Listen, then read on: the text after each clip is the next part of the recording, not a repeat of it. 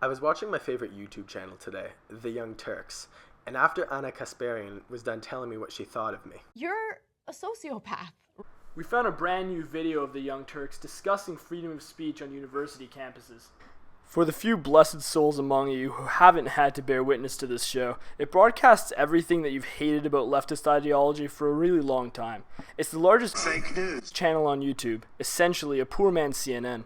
So oftentimes the right wing will complain if there are protests at speeches that they make on college campuses, or sometimes they'll be barred from a college campus because people are either offended by their speech or there is going to be widespread protest and the campus doesn't want it. The Young Turks has to learn something. While it's important to pump out as much fake news as possible, if you make a mistake while you speak, you have to restart the clip or look like a bumbling idiot. Yeah, I hear what you mean. The guy can barely get a lie out without stuttering. The first alternative fact Sank uses here is that he says the right complains when people protest at their speaking events. They are not complaining about protesters. They're complaining about rioters that stop them from speaking. Through the repeated use of violence as a scare tactic because they don't have any valid points and can only make their views heard through this method. There is a difference between protesting and rioting. The right supports protesting, but will never and should never support rioting. Think the difference between the protests in the 1960s with Martin Luther King and the rioting with Black Lives Matter. I have a dream that one day this nation will rise up and live out the true meaning of its creed. Get fried like bacon, pigs in a blanket, fried like bacon, pigs in a blanket, fried like bacon, pigs in a blanket. And they make it seem like they're special victims that it doesn't happen to anyone else. Well, it happened to Anna as well, and this happens, in my estimation, far more frequently. Well, after countless hours of research from the Young Turks research department, they came to this conclusion based off of Sank's opinion, I guess? What I'm trying to say here is, your estimation means nothing to anyone, and you shouldn't be saying it. Know that the snowflakes on the right are not the only victims in the world. The right never said they were the only victims in the world. We've just been saying that there's a serious problem concerning the ability of right-wing commentators to exercise their free speech that needs to be dealt with without any bloated garbage dumps polluting people's minds with fake news. Let me just summarize and then you tell me what I've got right now. Can I just explain you take what it happened? from here. First and last warning, Sank, don't you mansplain. Just so, everything is accurate. So, a while ago, definitely over a month ago. Probably over a month ago. Yeah, not too accurate then. You don't even know the time of this event. Contacted by a third party that was hired by a university to essentially put together an event. I guess my first question is, were they essentially hired to put together an event, or were they hired to put together an event? The other issue you have to look at here is you don't know which university this is, and throughout this entire clip, you never confirm the credibility of this third-party source and whether or not you know for sure there was actually a university in the first place. The third party contacted me and asked if I would be willing to speak at the university. Now, you guys know I love being on a college campus. I mean, when men your own age don't want you, I guess that's a good second choice. He told me, okay, great. The reason why I'm reaching out to you is because the student body nominated you to speak on a panel about, a changing America. With this vote, and knowing what the panel was about, the Young Turks were unable to confirm which university this was. This smells like fake news and a fake story. That was the title of the panel. And, it's...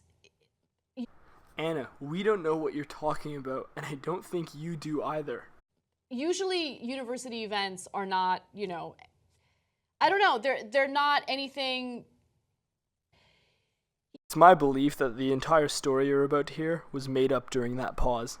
Yeah, it turns out that some members of the school board do not like what you have to say about Trump and don't like what you had to say about some Trump supporters. On election night, I said negative things about females who voted for Trump because I disagree with them. I think it's stupid to vote for Trump. Wrong. Because he has shown time and time again that he thinks of women as second-class citizens. Wrong. Anna, I don't know why you would have said that. It's because I'm a bad person. The school board decided to veto the vote of the student body, which again nominated me to go speak at this university. Okay, Anna, I've had enough of you lying. Stop lying and get to your agenda. And then the whole thing at Berkeley happened, and it's this reoccurring thing where conservatives are like, oh my God, these liberal campuses, can you believe what they're doing to me? No, but it happens to liberals too. Here's the difference, Anna. Even if we believe your story, what you're saying happened to you is the third-party affiliate that's not associated with the university told you that they'd be interested in having you come to an event that they're helping the university organize, and then the plans fell through when they didn't contact you. The difference between that and UC Berkeley is huge. Milo and his fans were at the venue at UC Berkeley when violent protesters and rioters surrounded the building in order to intimidate them into silence until Milo was rushed out of the building by police and his fans were assaulted, some being pepper sprayed like we've already shown in this video. Except liberals don't want to be a news story, and they don't make a huge deal about it, right? Wrong. So I think a little bit more pissed off about it than you are because they voted, and like you said, in this case, it's not a minority of dorky college Republicans. So does this mean you're in favor of the majority silencing a minority group just because there's less of them? I'd rather be a dorky college Republican than a rioting criminal. So I don't, like, part of the reason we didn't talk about it before the Berkeley thing is because we needed some time to make a good story up and make a good lie. This probably happens far more often, and because conservatives cry so much, they get all the attention, and progressives don't cry nearly as much. We don't have the victim mentality that right-wingers have. Progressives embody the term victim mentality. Almost every large progressive activist group, good example, Black Lives Matter, is literally just a circle jerk of crying and victimhood. In summary, instead of acknowledging that the progressives made a mistake at the UC Berkeley riots and did something unacceptable and unexcusable, the Young Turks have decided to try and conflate the story and demean its significance by creating a false narrative and fake story about suppression of left-wing speech on left-wing campuses. There's no point showing you the rest of the video, because all it is Sank repeating past points and bumbling to himself. If you want to see it all, it'll be in the description. If you like the video, be sure to like, comment, and subscribe. And when you're one of our viewers, you can do anything you want. You can just walk up to the subscribe button and grab it by the pussy.